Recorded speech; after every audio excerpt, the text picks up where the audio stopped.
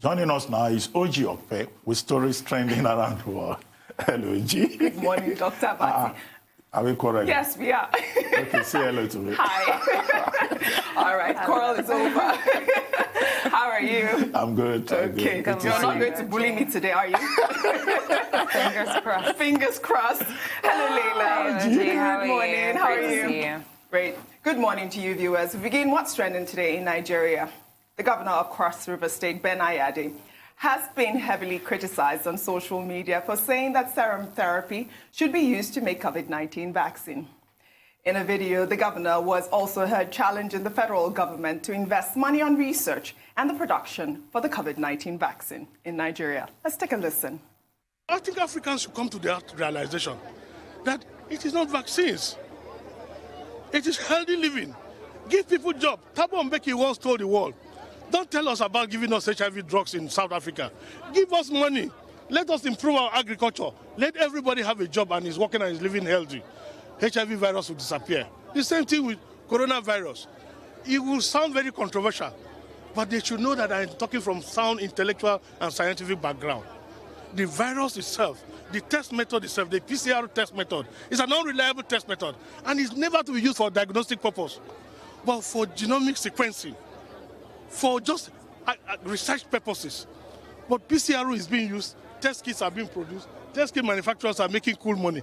If I test you and you're coronavirus positive, what do? There is no vaccine today. There is no established, approved international treatment protocol.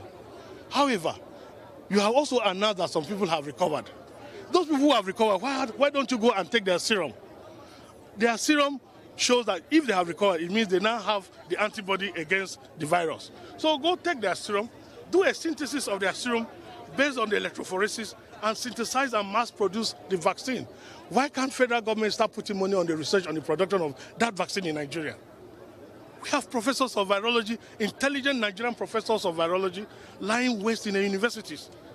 With the money you have now, you can set up a proper vaccine production plant, a first of its kind, a world-class vaccine, and very easy. I teach immunology in a university, and what do? That healthy man that you say has recovered, you have discharged 19, you have discharged 20, they have recovered.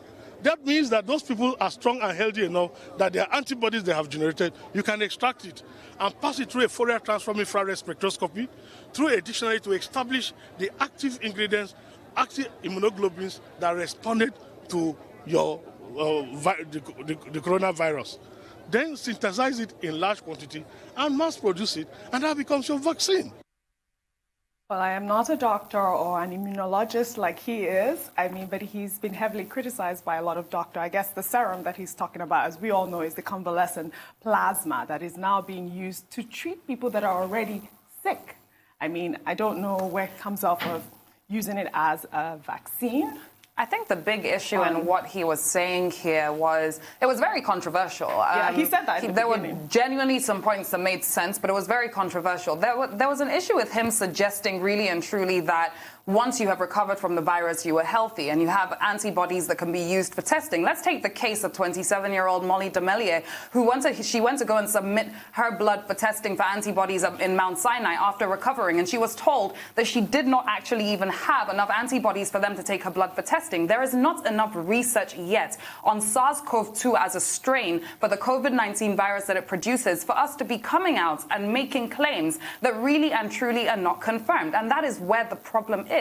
Yes, we should be getting involved in the race for a vaccine. Yes, we should be looking at genome sequencing for Africans, etc. Yes, all of that has to be taken on board, but you cannot come about it in such a controversial manner. Of course, we already know that a strong immune system helps against fighting a virus. We already know that, but you cannot suggest what scientists are yet to prove. You cannot say that that is the case. The video was actually longer, and he talked about the fact that, like I said earlier, the federal government should try to invest in producing these vaccines, that we have all of these. And he was really criticized, really, because they said he could start in his state. He started producing face masks, correct? Yeah. He could start with that whole laboratory in his state. Well, I've read a number of reactions to the governor of Cross River State from scientists who should know, and I thought maybe you will have brought some of those reactions. And what they were saying, basically, in summary, is that he doesn't know what he's talking about. Simple. Now, but as for for his point about research, I think that is a very important point. Nigeria should get involved in the research, either for vaccine or any other kind of research, because research is very important. We have all these universities, we have the military, and if they can make a contribution in any way whatsoever, and become part of that, if you like, the competitive race for a solution to COVID-19, that's another. So that's a very good point. But, I'm not a scientist, but, his fellow scientists have been arguing with him to say that he doesn't even know the difference between PCR and whatever. Yes. But I cannot comment on it since that is not my field. That is not your field. Yeah, but it's important, for you to realize that there have been feedbacks. Oh, yes, there's been a lot. I mean, he was trending heavily on social media yesterday, even just comments by lay people, not just, doctors. I'm not talking about people dabbling into, I'm saying people that just know ordinarily what's been going on. It's been months now, and doctors have been trying to produce a vaccine. Well, and, everybody knows that. So. Maybe what he's suggesting is what we spoke to the founder of 54 Gene about on the show yesterday, which is the fact that only when it comes to genome sequencing, only 3% of genome sequencing is done with African genes.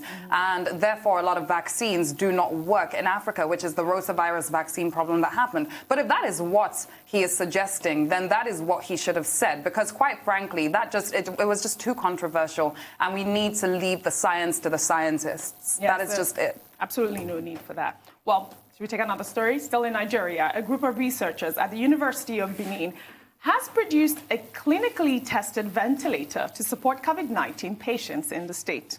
In a statement on Tuesday, university's public relations officer, Benedicta Ehanire, said the feat was attained by a group at the institution's engineering and medical sciences faculty led by Professor Constantine Obahiagbo. The group took into consideration the peculiar circumstances of the country while producing the ventilator. The ventilator works without electricity for at least 1 hour and can be used on children and adults. I think the team should be commended. Yes. This is a combined effort of a group of researchers from the Faculty of Engineering and the Faculty of Medical Sciences at the University of Benin. And that presentation was to the Vice Chancellor of the university. I think that, if universities come up with these ideas, when they help to solve problems, urgent problems in society, then they are serving their purpose. Because the idea of the university, of course, is not just to train manpower, it's also to be in the forefront of the advancement of knowledge. So congratulations to Professor Obahiagbo and his team.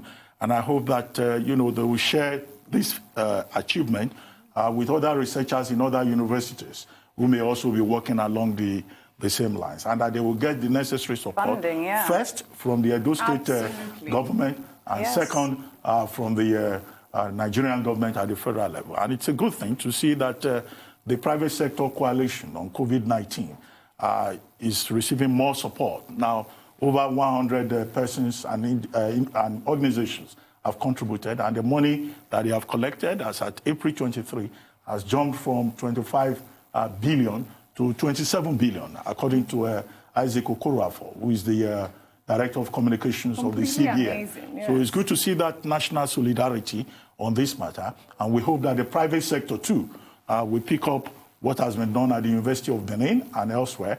I think also at the University of Jos Teaching Hospital, a group of engineers there have also been helping to fix ventilators. DICON, the Defense Industries Corporation of Nigeria, also manufactured a ventilator. All of these centers of research, I think, deserve the necessary support. Certainly. And the individuals who have led this deserve commendation. These are the kind of people we want to see on the national honors list. Yes.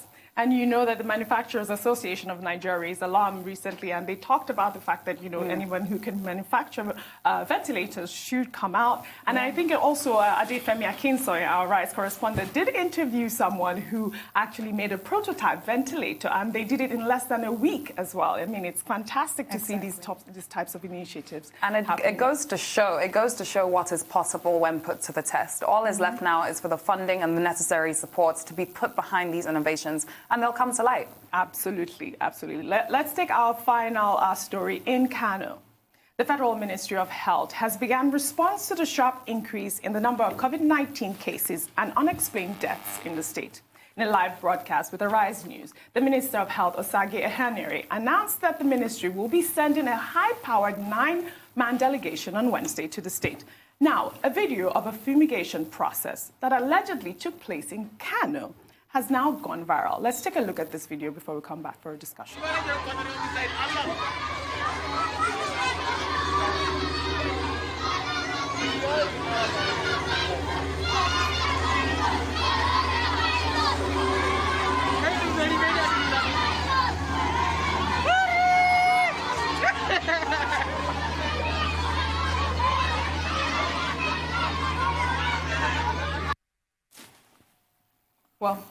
Well, I just hope that that's non-toxic.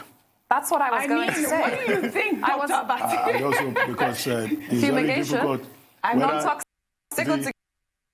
That have been fumigated. Well, that's the conversation people were having on social media. They were thinking, is it the children that they were fumigating or the streets of Kano? I mean, that's allegedly Kano. The video I am still trying to verify. But the fact that they were driving around with all these children and running. These guys were like looking at these children without cautioning them. Even the guys on the truck did not say to the children, stop. It just goes to show that they might have been fumigating the children.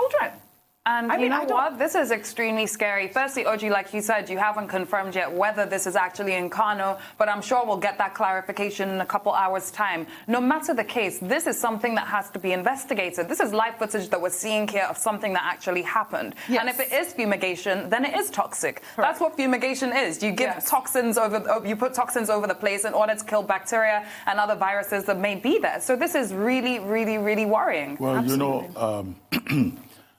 As I've always said, some of the steps we've been taking with regard to COVID-19 have exposed our own limitations, our vulnerabilities, and our failure to observe standards.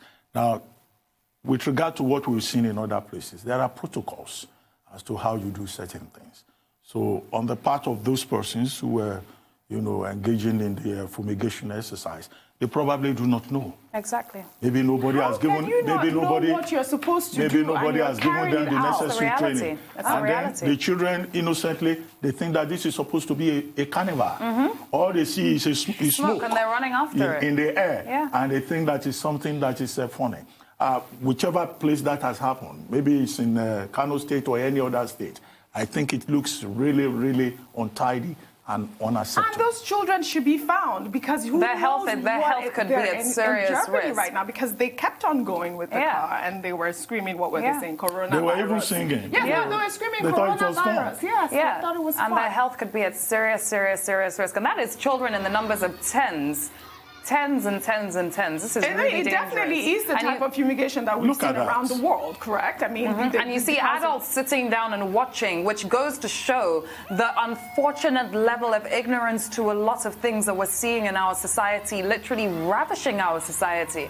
Somebody is covering his nose, and that shows that some people have done this fumigation exercise. It was done here in Lagos. Yes. We didn't see the Lagos state officials fumigating individuals. Initially in Lagos, that was why I asked the question, whether that's toxic or non-toxic. Initially in Lagos, there was some resistance. And then the Lagos state authorities, they came forward and said, well, the particular kind of, chemical they were going to use would not affect people. But even then, they didn't go about fumigating human beings all over the place. In Ife, the Oni of Ife, we had the report that the Oni of Ife also carried out a fumigation exercise in the whole community at his own expense. We didn't see people of Ife being fumigated, as individuals. So I think people need to continue to receive the necessary education. And it just shows the NCDC and the Federal Ministry of Health that there's a lot more to do, not just in educating the people, but also in training and educating certain frontline officials who may be engaged in this battle at one level or the other. Absolutely. Oji, thank you for what's trending today. Thank you, Oji. Thank you, Dr. Abati. No more questions. Okay, fantastic.